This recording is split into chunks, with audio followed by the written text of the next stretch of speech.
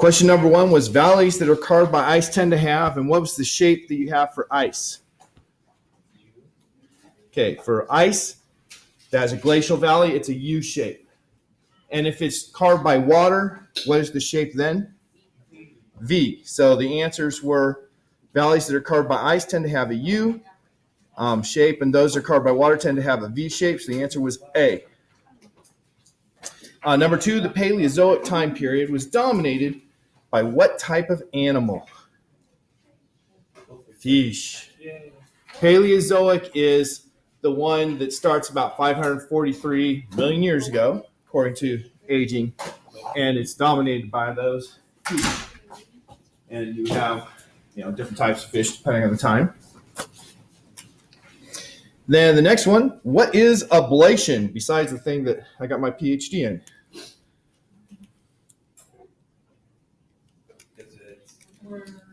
The loss of ice. Okay. The loss of ice is what it means for us in this class. In my case, I was vaporizing crystals with a laser. Okay, so the process of ice loss from a glacier. And finally, subduction zones create what feature in the ocean? Creates the trenches.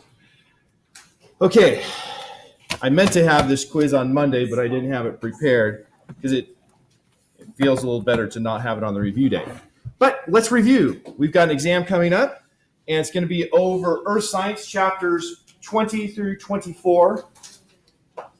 And so, basic facts about the Earth. The textbook made a big deal that there are 8 elements that comprise 98% of the Earth. Well, there are 4 elements that comprise 92.6%. Right, so those 4 elements that are really common: oxygen, silicon, magnesium, and iron. And these are in the order, so iron's the most common of those. But in the crust, iron is only 5% of the crust because it's very dense. We have the process of differentiation. That is, early in the formation of the Earth, when things were even more fluid than they are now, the more dense materials, like iron, sank. The less dense materials, like silica, floated up. Now, how do we know then? No one has ever made it, never drilled past the crust of the Earth. So how do we know that that's iron in there?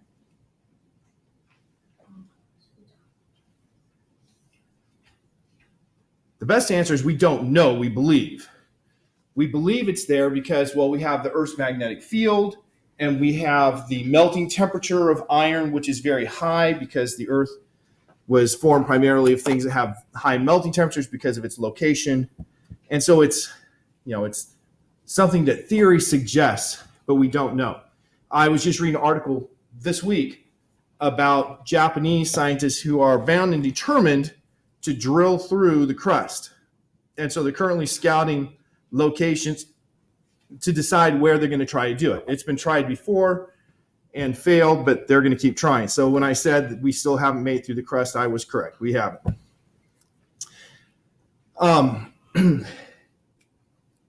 Going on, minerals, better know the definition of a mineral, naturally formed inorganic substance with crystalline solid. And with those minerals, we differentiate them by those things. Crystal form. Crystals are reproducible positions for atoms. So the crystal form is the shape that the rocks grow into because of the reproducible positions of the atoms. Hardness. What's the scale we use to measure hardness? Mohs. So we use that Mohs hardness scale. Goes from 1 to 10 as far as I know, but probably there's things below 1. 10 is your hardest thing, diamond. 9 is really hard, sapphire, and it goes down. Cleavage and fracture, those again have to do with the crystalline form. If you have a good crystal, you should have the cleavage planes. You can just put your little anvil on there or blade, tap it, and it splits. That's what cleavage is. It occurs because of crystals. The color, including the streak, and streak here has nothing to do with that 1970s pastime, but simply means that if you take the rock and you scratch it on something, it leaves a color, and that color is the color the streak. And then the density of the materials. So those are different tests that are used. Now, there's one that's not listed here that we talked about and that we actually did in one of our chemistry labs. That is, if it dissolves in acid. What kind of minerals dissolve in acid? Well, ones that are acid soluble would be a correct statement, by definition. The ones that have calcium carbonate will dissolve. So limestone and dolomite, things like that will dissolve in acid. So that's another test that's used. So every good geologist who's out in the field will have a little container of some acid so they can squirt it on a rock and say, oh, yes, that must be limestone or calcite crystal or whatever. Among minerals, we have the silicates. Ones contain silicon dioxide as their base, and those are the vast majority of our rocks. But then we have the other ones that are non-silicates, things that have like carbonates, such as calcium carbonate or dolomite, which is magnesium and calcium carbonates, sulfides, galena is pretty sulfide, oxides, sapphires and oxide, phosphates, I can't think of any phosphate rocks offhand, and of course native elements like, gold, diamond.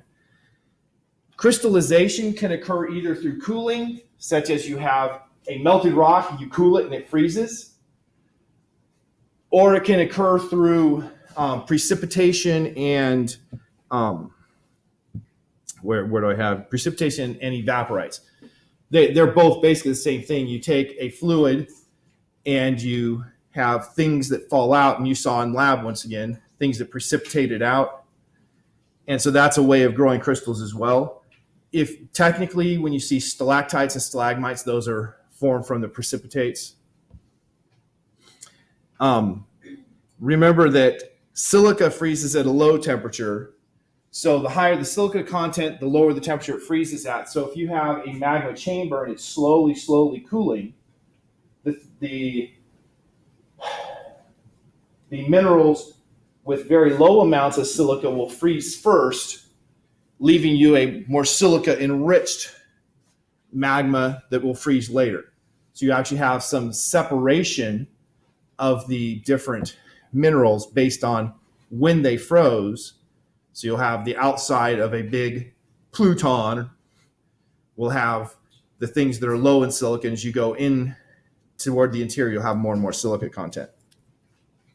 What's the difference in these basaltic, andesitic, and granitic rock types?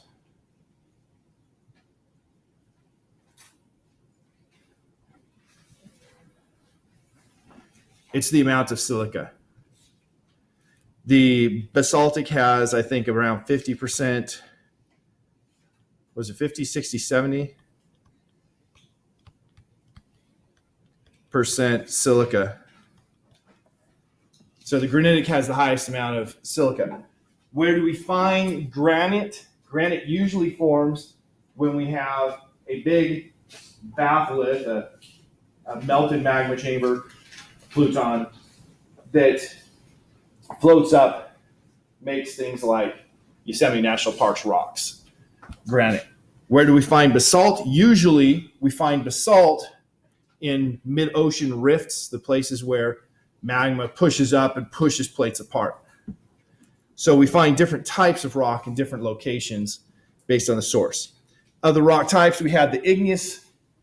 It was melted, now it's frozen. That's igneous rock. We also had sedimentary rock, which is we had a bunch of crud, little grains that settled down and got compressed and stuck together to become a rock. That's called lithification, becoming a rock. And then metamorphic, which is when you had one kind of rock and it changed. Now, metamorphism does not involve melting. It involves heat and pressure, making it so it can deform but not completely melt. If it completely melts, it's going to re-solidify as an igneous rock. So it's important to remember metamorphic rock didn't completely melt. Volcanoes, we had three types: the shield volcanoes like the Hawaiian Islands, cinder cone volcanoes. The difference in those is the type of magma. Shield volcanoes have nice, easy flowing magma, and it just oozes up and flows down until it freezes, making the flat shape. The cinder cones occur when you have a violent eruption, which usually means that the magma does not flow very well, and so it will kind of get trapped and build up high pressures and then just break free. And then you have all of the stuff that comes shooting out and forms the cinder cone. And then composites are, well, they're essentially like cinder cones, except for you've had some flattening on the sides out here to make it so it's not as steep. The sedimentation process, to me, it's an important distinction, what the difference is between weathering and erosion. When you walk off the trail, you're technically weathering because you're breaking the soil or rock free. And then erosion is going to be whatever transports it. Now, if you get some on your feet or you kick one along, yeah, that could be called erosion. But more likely, it's going to be wind or water that move the material to erosion. Deposition, dropping the load, and then sedimentation is the compaction and sticking together. Sedimentary rocks are classified by grain size. The smallest grain sizes are like mudstone and shale. To larger grain sizes, you have sandstone get up to conglomerates and breccias. The difference in a conglomerate and a breccia, by the way, breccias have sharp edges, conglomerates have rounded edges. Get rounded edges if it was rolling like in a stream. So usually streams have rounded rocks, and if you have then sedimentary rock made from the stream bed, you'll have a conglomerate because you'll have those rounded rocks embedded. Whereas breccias are sharp, angled. A lot of the surface of the moon, I understand, is breccias, broken up rock that's been lithified, but it's sharp edges. Sedimentary rocks mostly form in still water because you can carry more stuff with rapid water, less stuff with slow water. So rapid water picks up sediment, slow water drops it out. Fossils are typically found in sedimentary rocks. Why would you not expect to find a fossil in a volcanic rock?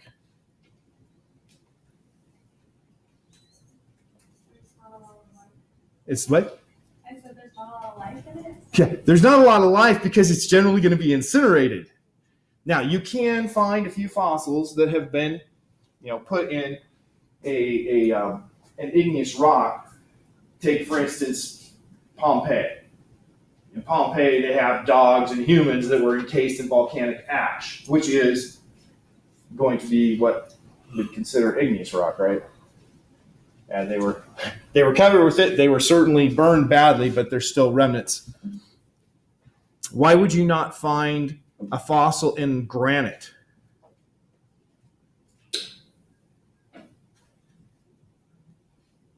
Where's granite form? Deep underground in big caverns of melted rock over millions of years. What kind of animals are going to live deep down in melted rock? Nothing, right? So you don't expect to find fossils in those environments. Oh, that's a beautiful page. There we go. Metamorphic rocks are divided into two categories. The foliated rocks, that means they have layers. The non-foliated, they don't have layers. The foliated rocks, I listed three: slate, schist, and gneiss. The schist, you can see nice mica layers. Slate, you don't see those layers, but they're foliated. You can easily slice them. So to make a chalkboard, you can, once again, kind of cleave it because it's a foliated metamorphic rock.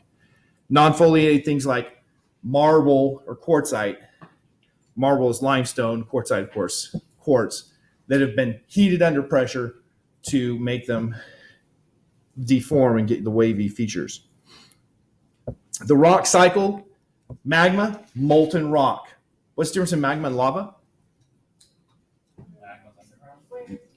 Where it is. Magma is underground. Once it gets to the surface, it's lava. So it's not, the composition's different or anything like that. It's just where you find it. That freezes and you have igneous rock. That igneous rock can then undergo the sedimentation process. It can be weathered and eroded and then deposited and sedimentate and made into rock to become sedimentary rock. The igneous rock could also go directly to metamorphic rock. That is, you could have an igneous rock that is then metamorphized, right? So the process doesn't have to go to sedimentation first. A sedimentary rock can be metamorphized or igneous rock. The metamorphic rock, of course, could also go through the sedimentation process. So the cycle has some shortcuts. In the textbook, it showed it with a diagram. I almost put it in here, but I didn't. That has different stations, 1, 2, 3, 4, 5. Okay, like this. And you started with the magma here, and then you had the sedimentation, sedimentary rock, igneous sedimentation, whatever. Like this, and you really should have the possibility of going from there to there and, different options in there. It only showed one. On to chapter 21. Chapter 21, we were talking about what's going on inside the earth. And so we had plate tectonics in the earth's interior. How do we know anything about the earth's interior since we haven't been there? By looking at waves. And of course, I talked about the magnetic field. Tell us about what's in there. And so here's a couple pictures on the right with information about the seismic waves. Now we have 4 types of seismic waves we talked about. We have 2 body waves. Those are waves that go through the body of the earth or the surface. The P for primary, S for secondary wave. Primary wave has a higher speed, secondary wave a slower speed. The primary wave is a pressure wave, so the P can also stand for pressure, and it can go through any kind of material. The secondary wave, the S wave, is a shear wave. It cannot go through a liquid or a gas. And so looking at the waves that go through the earth, we have a region with no direct P waves, and then we have a region here that has direct P waves but no S waves. There's no S waves in either the blue or the red zones. Those tell us a lot about the interior. The fact that the P waves disappear here means we hit something where the P waves travel a lot slower. So scientists have calculated the speeds, and you can see here's that barrier where the speed of the P wave dropped quite a bit. And since there's no S waves in any of that region, they say there must be no S waves going through there, so that's why the S wave speed disappeared. And so the fact there's no S waves in there, the P waves go slower, tells them it's got to be a liquid layer. Right? Our understanding of waves allows them to interpret from the information in this graph, this information here that tells them it's got to be liquid. And then you have the funny stuff that's going on in the blue range. You see the funny lines here that tell them that there has to be a solid region inside of the liquid. So our understanding of what's going on with the layers of the earth comes from interpreting these body waves. Now, the other 2 types of waves, the Love waves and the Rayleigh waves. The Love waves are, get this straight, it's traveling like this and the surface is going like this. The Rayleigh waves is traveling like this and the surface is also going up and down as well as forward and backward. So those are surface waves. The Rayleigh waves are a lot like ocean waves in terms of the motion. Ocean waves, the circles are the opposite direction, but otherwise they look the same. So those are only surface waves. Of course, being on the surface of the earth, that's what you and I generally see, right? Surface waves. But there's also ones going through the earth that the scientists are measuring. So what layers do we have from this? We have the crust. Nice. Totally in focus crust there. Come on. So there we go. We have the crust. How thick is that crust? Not very thick. You can see that from the picture. Depending on where you are, it may be as thin as about 5 kilometers or as thick as up to 30 kilometers. The continental crust is the thicker portion. Why? Because it's less dense material. The oceanic crust is thinner because it's more dense material. And so, of course, the Japanese scientists that are planning on drilling through the mantle are once again, or not through the mantle, through the crust, are going to be looking in ocean spots trying to find places where it's as thin as possible. Okay, then we have the Mohorovičić discontinuity right here. You see it in the pictures. That change in speed is what indicates the Mohorovičić. Yes, Mohorovičić. Then we have the upper mantle with the asthenosphere. The asthenosphere is where you have the temperature and pressure is appropriate for you to have some deformation, and hence you can have easy sliding because it can deform. You can leave stuff behind, roll it along, whatever. Then you have the lower mantle. Now, if we look at the wave speeds, notice the lower mantle here. That's very uniform as far as how the speed varies. So our understanding is once you get to that lower mantle, the Earth is very, very uniform. It's pretty much the same everywhere. It's only on the surface where we have a lot of variation. And then, of course, you get to the outer core, which is liquid, and the inner core, which is solid. How is it possible to have a solid core inside the liquid core? What makes it so it freezes in the center? It's the higher pressure. What's going on with the temperature in there? It's really hot, but because it's so high pressure, even though it's really hot, it freezes there in the center. And when you say freeze, you and me tend to think cold. No, really, really hot. Freeze just means it's in the solid phase.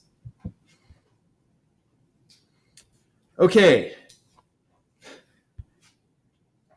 Yeah, I thought I'd skip something here. Yeah, this is the right one. So next we have plate tectonics that were envisioned by Alfred Wegener. Wegener basically looked at a map and said, wow, these pieces look kind of like a jigsaw puzzle that we could fit together. And so he said we must have then had, they used to fit together, otherwise why would they have that shape? And they drifted apart, they've moved. This is something that's occurred, this idea is only about 100 years old of the crust of the Earth moving. Now, I know to you 100 years is a very long time, but I'm halfway to 100 years. My grandma's 105. It doesn't seem like it's that long to me. You get a different perspective as you get old. Because I remember being your age and thinking, man, something that happened 50 years ago, that's ancient. So Wegener came up with this idea, and looking at paleomagnetic records, remember the ocean floors, as we understand them, you have divergent boundaries. That is, you have plates that are moving apart. They're moving apart because magma is pushing up and making convective cycles that are moving the ocean plates apart. And so on that center line, you have a rift zone where new magma comes up, freezes, and makes new ocean floor. And when you freeze that magma, it freezes in the magnetic orientation. So we can read the ocean floor like you would a cassette tape. There's no cassette tape down there. But you can read it like you would a cassette tape and say, magnetic fields are like this, and then they were like this, and then we're like this, and they change back and forth approximately every 200,000 years for the average, but it's been about 1 million years since the last reversal. And so because you can see that motion, then that leads people to say, yes, that makes, Wegener was right. They really are moving apart because we can see the ocean floor moved apart. And also you have the fossil record. We find fossils that, if you had one supercontinent like Pangaea, then you could have animals that are anywhere on that supercontinent. When it breaks apart, then they no longer can move back and forth between them. So you have some isolation. Now there's some odd things that go on, like where do we find marsupials? Australia. But as I understand, we have marsupial fossils, on pieces that were part of the supercontinent that are not Australia. So they're only Australia now, but they were in supercontinents when they were together. I've heard people say, how did the marsupials get from Noah's Ark to Australia, and why didn't they go anywhere else? But actually, the fossil record asks the same fundamental question. They were on the other parts. Why are they now only there? So we have these things that now give us reason to believe in Wegener's plate tectonics model. We have three types of boundaries: divergent, where it's moving apart, what I just talked about; convergent, where it's coming together. Where's a good example of a convergent boundary? I think down Chile it's still a convergent boundary. I'm not 100% sure. What do we have in California right now between California and the Pacific Ocean? Gold. We have a transform boundary. Transform boundary because the ocean is sliding north compared to the continent. So Los Angeles is slowly cruising north because Los Angeles apparently is, part of the ocean. I think that's actually correct. You see, so that's a transform boundary. So you need to know the difference in those boundaries. Other things that we have to cement the idea of plate tectonics are the folds. What creates folded rock that goes like this? How would that occur? Yeah, you have to have things. Actually, let me change the color. You have to have forces pushing them together to make them fold up, just like to make this paper fold up. Push it together, it folds. Faults. Faults are cracks in the earth. Well, what's going to create the crack? Forces, right? If you have forces that are going opposite directions, you'd create a transform boundary or a strike slip fault. If they're pushing together, you're going to create subduction zones.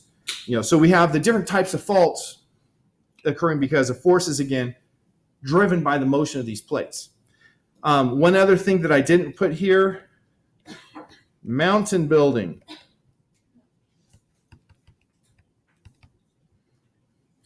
The things like the Himalayas were formed. See if I understand that. They were formed by, I think it was India crashing into Asia. And then that force of them coming together caused the mountains to be pushed up. Yeah. On the last slide, when it says transform, what do you want under that? What is that? Transform is where you have sliding like that. Okay, thank you. Okay, chapter 22, shaping the Earth's surface. Things about water. Now, the 71% actually came from chapter 24, but I wanted to put it here. 71% of the Earth is covered with water. 97% of the Earth's water is in the oceans. Is that water useful to us? For some things, yes. For drinking, no. For watering our crops, no. So, of the remaining water, 2% is frozen. That's not very useful to us either. So of the remaining, and there's rounding off there, of the remaining 1% of the Earth's water, only 1.5% is on the surface. That is streams, lakes, rivers. That's only 1.5% of the 1% of water that we consider pure water that can be used for drinking or watering crops. Very small percentage. You go out and you look at something like the Great Lakes and you think, this is an enormous amount of water. But that's just a tiny drop in the bucket compared to how much water is under the earth, which is, once again, a tiny drop in the bucket compared to the water in the oceans. So the rest of that water, 98.5%, is in aquifers.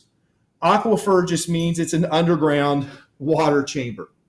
Now, those underground water chambers aren't big empty caverns. They're filled with porous rock that has holes in it, pores, and so water can fill those pores. And of course, to be a good aquifer, it also needs to have the ability for water to go through it, not just have pores, but have pores that connect so water can go through from one to the next. The hydrologic cycle, driven by heat and gravity. Heat makes the water go from liquid phase to vapor phase and rise up, and then gravity makes it come back down. And so those are what drive it. And so the steps are evaporation. You heat it and evaporates. Then it cools and precipitates. And then gravity makes it run down and infiltrate into the rock. And go back to where you started. So there's our hydrologic cycle. The ground, okay, so here's the important words there, porosity and permeability. Permeability is the word for water going through the rock. The water table is the upper level where water exists in an aquifer. So if you're drilling a well, you drill down, no water, no water, no water. When you hit water, that means by definition, you have just hit the water table. You hit the top point of the water. Now, you notice that you can have some perched water tables. I should have said perched water aquifer. It'd be better. It does say water table in the textbook. I copied it from the textbook. But perched means you have something that's non-porous.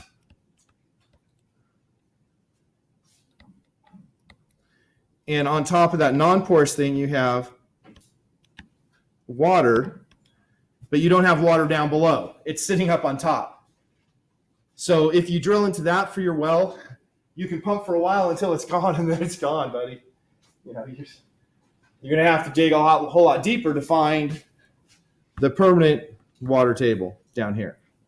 Hydraulic head is just a measurement of the difference in height between water and where you are. So you have water level here, water level here. Hydraulic head is the difference in height between those two.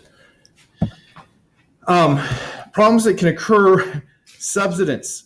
We had a picture that I showed in class of the San Joaquin Valley? I think so. We usually say Central Valley anyway. San Joaquin Valley, where over the course of, 50 years, they pumped so much water out of the aquifers. You take out the water, it can settle down and just fill in with dirt where the water was. And the land level is dropped by 9 meters because of that pumping out of water. That's kind of a problem. And you can't just pump the water in there and lift it back up. You can also have carbonate dissolution, making caverns and sinkholes. So we, looked at a picture of sinkhole, cars fall in. Bad times, right? Especially that one, in, I think it was in Kentucky, where a couple Corvettes fell in. Not good. Those occur because limestone rock is water soluble. And so if you have water flowing through limestone, it will slowly dissolve the rock, and then things fall in because you dissolved and took away the rock. Stream flow. Something I didn't mention in class, if you have two streams with the same amount of area for water to go through, the deeper one is going to be faster than the shallow one. The reason is the deeper one, you have water that's farther from the edges, and you have a certain friction between the water and the surface. And so if you can get farther away from the surface, you can have a faster flow. So deep and narrow is going to be generally faster than shallow and wide. Faster water erodes, slower water deposits. Floodplains are created when you have a lot of water that then smooths out a region. And once it's been smoothed out in the floodplain, then you can have the meanders that slowly move back and forth and continue the process of making it bigger and flatter. And so we talked about how those meanders work. The meanders will make point bars on the insides of curves because the water goes slower on the insides of the curves. On the outside of the curves, the water goes faster. So what's the faster water going to do?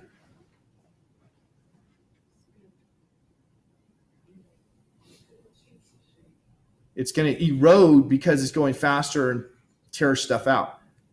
So that means a stream that initially was like this, over time, it's going to accentuate the curves until eventually you get something that's really wackadoodle like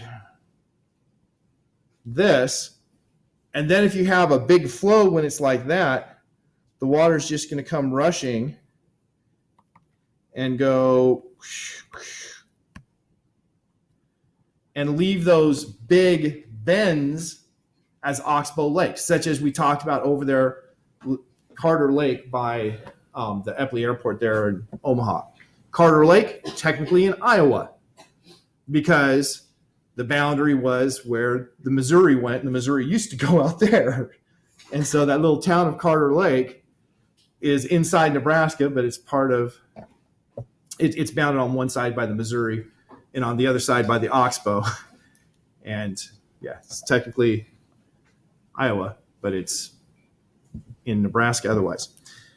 Okay, deltas. What's a delta? Yeah, delta is the Greek letter that in the capital looks like this. In the lowercase, it looks something like that. Yeah. Now where a stream meets a non-related. Yeah, fast flowing water suddenly means a big body of water slows down, drops its load, tends to have that delta shape, hence the name delta. Water makes V-shaped valleys. You had that on today's quiz. Glaciers. Glaciers make U-shaped valleys. I decided W would be a fun one just because, it's got two V's, but that was, of course, a distractor on your quiz. Glaciers are defined as regions where you have ice that does not completely melt in a year. So you have ice, some of it may melt during the year, but then you have some that persists. If you get to the point where it all melts, then you don't have a glacier anymore. Some glaciers flow, some don't. It depends on where they're located. They have accumulation zones, places where they're receiving more snow and ice than they are losing. You have ablation zones where they're losing more than they're gaining. Some features. Till is a general term for the ground up rock and stuff that's carried by a glacier. Moraine is a type of till. And you have terminal moraine, the crud that got pushed in front of it like a bulldozer and shows you where it ended. You have a glacier comes forward, it's got that terminal moraine. When it recedes, that terminal moraine stays there, right? It's not going to be pulled back because of the melting ice. And so it leaves that moraine. Eskers are sand trails, basically. So instead of it being a terminal moraine, it's a moraine that was deposited underneath, parallel to the direction it was traveling. Interesting trivial fact. Ed Allen's nephew, named Ethan Allen, famous name, took geology from me at PUC and then became a professional geologist, and he named one of his children Esker. Drumlins are shaped like this. And the point of the drumlin tells you what? Oh, like an arrow. It's like an arrow saying the glacier went that way. That's the way it was traveling when it was advancing. Sand dunes. Remember how sand dunes are made? You have air blows up, picks up sand. Oh, I meant to change color, and then I chose the same color when I clicked for my new color. Air comes up like this and picks up sand with it, comes over the end and tumbles and drops sand out. And so you're building up the backside because of that dropped out sand. That's how you build a sand dune. Chapter 43, the next to last chapter, of course, 44 we just did. This was dating, geologic time. I actually left on the test a comical answer about dating. I won't tell you what it is. You'll obviously know that it's not the comical one, but I couldn't help myself. Alex, when he's typing these in, said, I think the students spend more time trying to come up with funny answers than they do on their actual questions. So flood geology, young earth creationist geology, explaining the geological features with a lot of water motion in a short amount of time. Uniformitarianism, what we had in the textbook, is the standard scientific approach of explaining our features with slow processes, a small amount of water, and a very large amount of time. Uniformitarianism has at its base that everything that occurs has to be explained by what we see happening around us today. We don't just invent a new process because we don't understand how something works. We try to figure it out based on the processes we see around us. And of course, we don't see miracles, and we don't see worldwide floods around us. So uniformitarianism rules those out.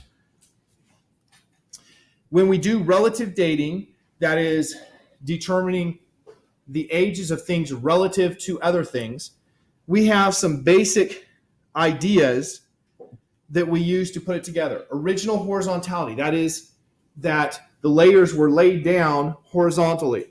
Superposition, the younger ones were laid on top of the older ones. You do have unconformities, which are places where you have missing layers. And you had a question on your lab last week about unconformities, about missing layers. What would cause those to occur? Cross-cutting relationships. Everybody seemed to nail that when we had the clicker question on it.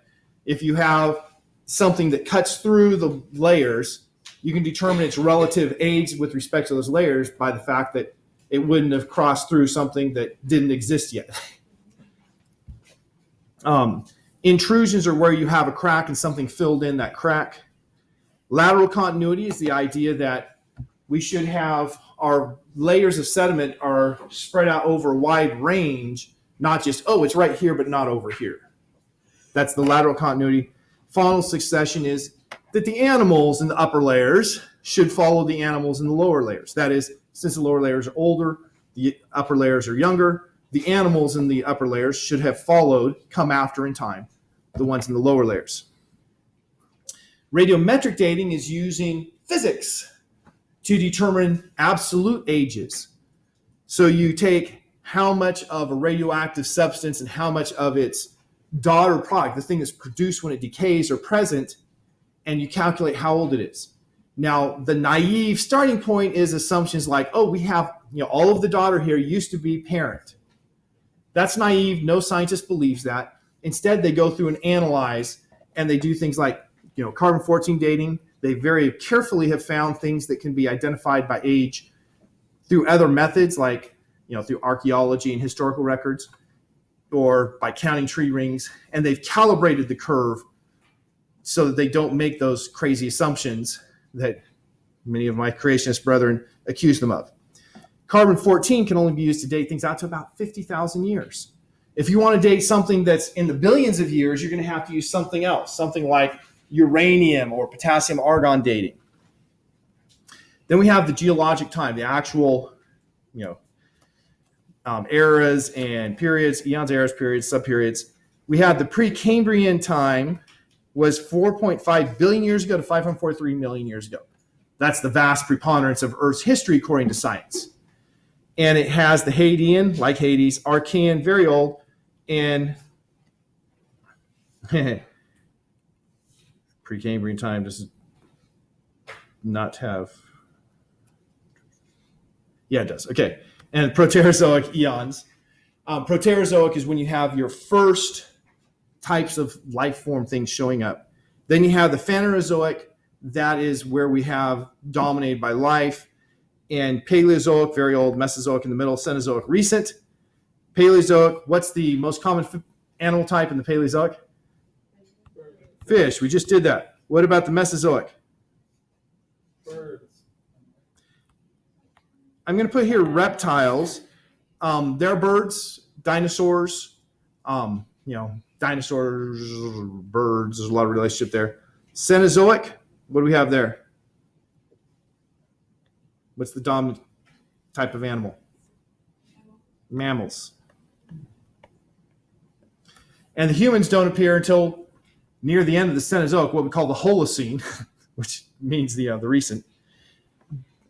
Going back to plate tectonics, looking through these time ranges, we find there are multiple supercontinents. What are the supercontinents? Things like Gondwanaland, Laurasia, Pangaea. The plates have moved around and come together more than once. Chapter 24 is the ocean, what we just did. Remember, photosynthesis during the Precambrian period was very important for creating the oxygen atmosphere, and from that oxygen, then we have the ozone that's produced that gives us the ozone layer to protect us.